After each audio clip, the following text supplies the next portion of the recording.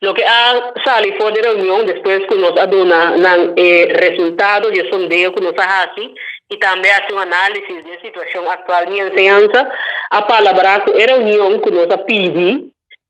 público que avisa-nos que ya a reunión te pedi, pero não vai cana e caminha não dispone e pressiona necessário para a reunião hanya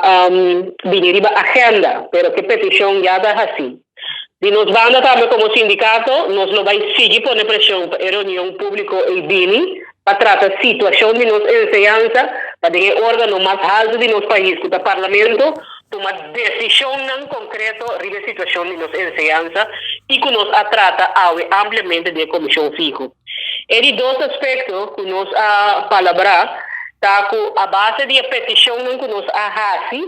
nos pede parlamento de Corsão percurar para o margem necessário de presupuesto de enseñanza, para o ministro de enseñanza, por dir que a situação de crise que nos enseñanza tem. Então, é de três aspectos, não só sino na ministra de enseñanza, está com uma reunião com o ministro de enseñanza, nós vamos plantear o que nós queremos, com a de enseñanza, sua necessidade com a prioridade, a ter em conta com ele, e de uma proposição conjuntamente com o ministro e outros stakeholders, chega na um programa de recuperação de dano não recebido em enseñanza devido à falta de manejo, falta de inversão e agravar dor de Covid.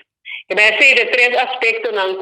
nós trata, nós temos uma reunião de parlamento, uma reunião pública, sobre a situação de enseñanza, e fecha nós está guardando e a fecha nós vai primeiro para amanhã.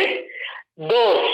o parlamento também hace exercício necessário para o budget,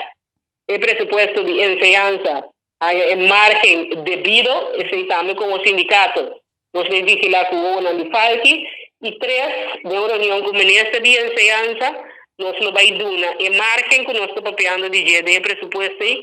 forma e conteúdo para meio de uma proposição, e que nós queremos que a prioridade